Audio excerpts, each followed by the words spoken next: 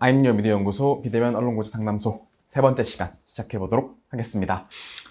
이번 주의 주제는 뭐냐면, 이번 상담소 3편의 주제는 뭐냐면, 인턴, 언론고시 인턴, 언론고시 할 때 언론사 인턴을 꼭 해야 되는지입니다. 질문이 정말 많았어요. 인턴을 해야 되느냐? 인턴이 필수적이냐? 인턴을 하는 게 맞느냐? 그래서 여러 가지 질문들이 정말 많이 왔는데, 인턴을 한다면 어느 언론사 인턴을 해야 되느냐? 각종 질문들이 정말 많이 왔습니다. 질문들이 정말 많이 왔는데, 일단 우선적으로 말씀을 드리면, 여러분, 제가 질문을 한 가지 하고 시작을 할게요. 여러분, 만약에 이제 좋은 대학, 물론 요즘은 좀 달라질 수도 있겠지만, 좋은 대학을 가기 위해서 가장 중요한 게 무엇이라고 생각하세요? 내신 관리가 될 수도 있겠고요. 스펙 관리. 근데 무엇보다도 압도적으로 높은 확률로 수능 성적이겠죠. 왜냐면 여러분은 되게 이제 수시가 80%를 뽑고 70%를 뽑고, 물론 지금부터 정시 비중이 확대가 돼서 그 비중도 지금은 정확하지 않지만, 수시가 70%라고 하고 정시가 30%라고 했을 때 보통 사람들은 수시가 더 크니까 수시로 가야겠다라고 생각을 해요. 근데 여러분, 정시는 전형이 한 개입니다. 보통 정시는 많아도 일반 전형과 그 외 어떤 사회 배려자 대상자 전형 이렇게 두 개로 나뉘거든요. 근데 수시는 70%를 뽑지만 전형이 어때요? 정말 무수히 많죠. 그러니까 내가 쓸 수 있는 전형은 그런데 한정돼 있잖아요. 보통 한 대학당 하나 아닙니까? 왜냐면 대학을 6군데를 다 쓰기 때문에 한 대학당 한 전형을 뽑는데, 그러면 그 전형의 합격자 수는 10명? 두 자릿수가 채 되지 않는 경우도 있고요. 한두 명을 뽑는 그런 전형도 있고, 또 많아도 한 두 자릿수, 한 50명 안팎이 될 겁니다. 정말 많아도 100명 안팎? 자, 그렇게 돼버리면, 근데 정시 일반 전형의 인원도 어떻게 돼요, 여러분? 정시 일반 전형, 보통 100명이 넘어요. 그러니까, 단일 전형으로 비교를 딱 해봤을 때는 수시보다 정시가 훨씬 더 문이 넓습니다, 사실. 그렇기 때문에, 저도 입시 준비를 해봤지만, 사실은 수시를 준비하는 것은 그렇게 현명한 판단은 아니에요. 그래서 보통 입시 전문가라든지, 보통 입시 선생님들, 유명한 스타 강사분이시라든지, 그런 분들이 하시는 말은, 기본적으로 정시 준비가 돼야 된다. 기본적으로 정시를 먼저 준비해야 된다. 왜냐면 단일 전형으로 가장 넓은 문을 가지고 있는 전형이 정시입니다. 그러니까 수시랑 정시를 전체를 놓고 비교했을 때는 7대 3이지만 단일 전형 대 전형으로 놓고 봤을 때는 훨씬 더 정시의 문이 넓단 말입니다. 그렇기 때문에 수능 공부를 하는 것이, 수능 공부를 열심히 해서 수능 성적을 올리는 것이 좋은 대학을 가기 위한 조금 더 효율적이고 효과적인 대비가 될 수 있다는 거예요. 마찬가지입니다. 자, 언론고시도, 여러분 보세요. 어떻게 보면 인턴 이런 것들이 스펙이라고 볼 수 있어요. 스펙이라고 볼 수 있고, 공채 준비는 정시라고 볼 수 있습니다. 자, 그러면 얘가 인턴 경력이 많고, 예를 들면 채용 연계형 인턴 이런 것들이 이제 수시 전형이라고 볼 수 있어요. 자, 그러면은 보통은 인턴이, 여러분, 또 참 이게 수시 정시로 이렇게 딱 칼로 무자르듯이 비교하는 것도 힘든 게, 사실 수시 전형이라는 게 없잖아요. 언론사에서는 보통은 이제 채용 연계형 인턴과 공채 이렇게 두 가지가 있는데, 채용 연계형 인턴은 사실 물론 요즘 언론사에서 채용의 대세라고도 하긴 하지만, 채용 연계형 인턴이 그렇게 많지는 않고, 또 채용 연계형 인턴을 붙기 위해서는 또 공채와 유사한 과정을 거쳐서 들어가야 되거든요. 그러니까 채용 연계형 인턴의 경쟁률도 거의 공채와 유사하다는 말씀입니다. 그래서 제가 말씀드리는 건 뭐냐면, 본질적으로는 입시에서 가장 중요한 본질이 수능 공부이듯이, 언론교실의 가장 중요한 본질은 공채 준비예요, 여러분. 그래서 그러면은 인턴을 하란 말이야, 하지 말란 말이야? 제가 드리는 말씀은, 인턴을 하셔도 돼요. 하셔도 되는데 절대로 인턴 활동이 여러분의 공채 준비보다 우선시 되어서는 안 됩니다. 자, 여러분의 목표는 무엇인가요? 여러분의 목표는 언론사 입사를 해서, 여러분이 일하고 싶은 언론사 입사를 해서 정규 기자로 활동하는 것이죠. 근데 여러분, 인턴은 정규 기자가 아니에요. 물론 요즘 채용 연계형 인턴이 많이 늘어나고 있다고는 하지만, 언제 어디까지나 인턴은 체험형, 말 그대로 체험형이에요. 그러니까 한두 달 정도 일해볼래? 이런 느낌이란 말. 언제 어디까지나 아르바이트적 성격을 벗어나지 못해요, 인턴은.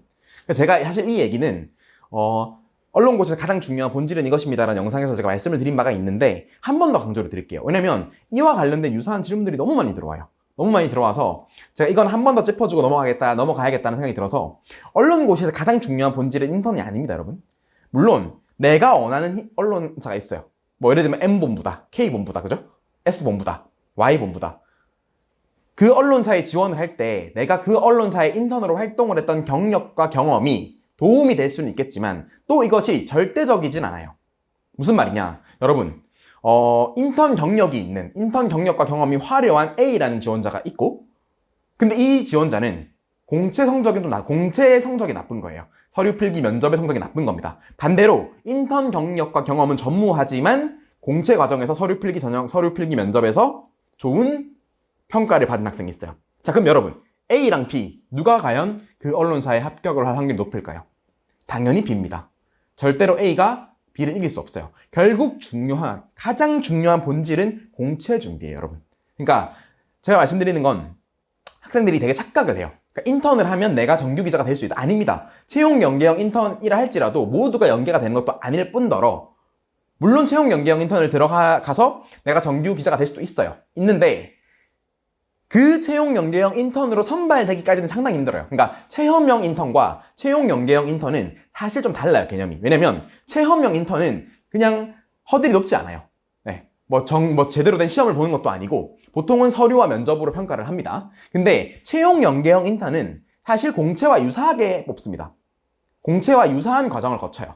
그러니까 그렇기 때문에 사실상 공채가 있고 그 아래 채용 연계형 인턴이 있고 그 아래 체험형 인턴이 있는 거예요. 그래서 공채와 채용 연계형 인턴은 어쨌든 서류, 필기, 면접을 모두 본다는 점에서 어떻게 보면 공채와 유사하고 오히려 공채보다 더 힘들 수도 있어요. 그래서 어떻게 보면 언론사들이 좀 아이러니한 채용을 하고 있는 거예요. 왜냐면 채용 연계형 인턴은 말 그대로 내가 열심히 했을 때, 내가 인턴으로 열심히 활동을 했을 때 좋은 평가를 받았을 때 연계가 되는 거잖아요. 물론 요즘은 연계율을 상당히 높이고 있다고는 해요. 그래도 연계가 안 되는 사람 무조건 있잖아요.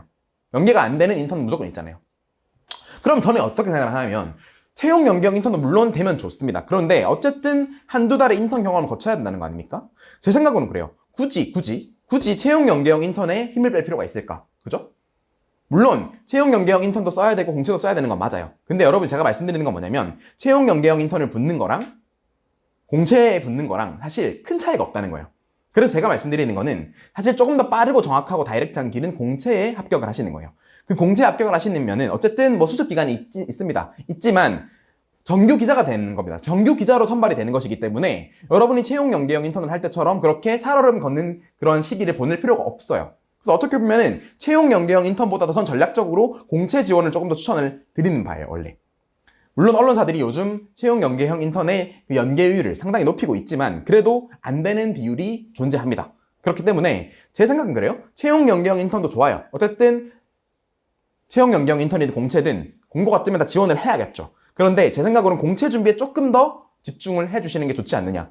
내가 만약 에너지 배분을 한다면 채용 연계형 인턴보다는 조금 더 공채 준비에 힘을 써서 조금 더 내가 핀치를 올려서 공채 준비에 만전을 기하는 게 더 바람직하지 않느냐라는 생각이에요. 그래서 말씀을 드리면 사실상 이제 정리를 해보면 채용 연계형 인턴과 공채는 사실상 같은 과정으로 선발을 하기 때문에 둘의 준비 과정이 똑같다고 보시면 되고, 체험형 인턴은 좀 달라요. 체험형 인턴은 말 그대로 서류 면접 정도만 보고 선발을 하는 좀 간소화된 전형으로 선발을 하기 때문에 사실 체험형 인턴 또 그거 아름아름으로 더 많이 들어가기도 하죠. 그냥 언론사에 있는 간부라든지 언론사에 있는 데스크라든지 그냥 한마디로 낙하산으로 들어가기도 해서 좀 투명하지 않아요. 투명하고 공명정대하지 않아서 제가 드리는 말씀은 뭐냐면 인턴 하는 건 좋아요. 그런데 인턴 하실 때 내가 전혀 생각하지도 않는, 내가 전혀 나중에 일하고 싶지 않은, 희망하지 않는 언론사에 들어가서 인턴 경험 자체가 중요하니까 어디서든 나는 인턴을 해야겠다라고 생각하지는 마세요.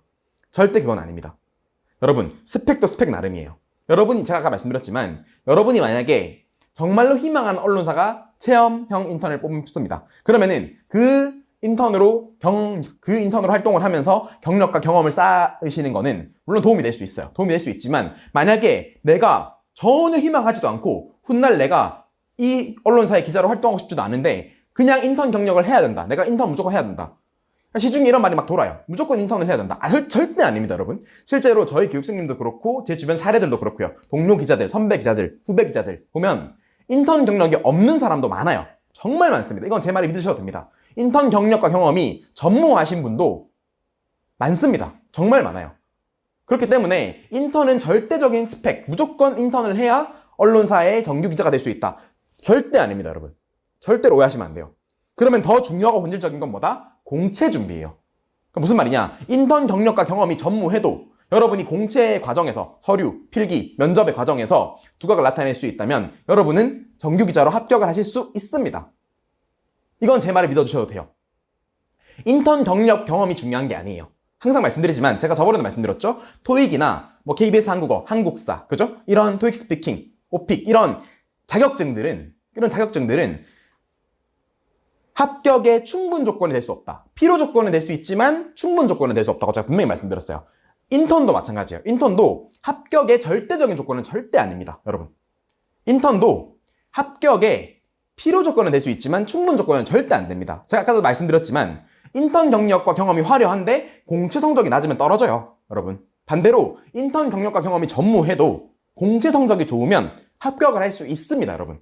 그렇기 때문에 인턴 경력이 난 무조건 있어야 된다? 절대 아니에요. 차라리 그 시간에 지금 공채 시즌 아닙니까? 정말로 많은 언론사, 여러분이 정말 꿈꿔오는 그런 언론사들이 지금 공채를 진행하고 있잖아요. 차라리 그 공채 준비에 만전을 기해주세요.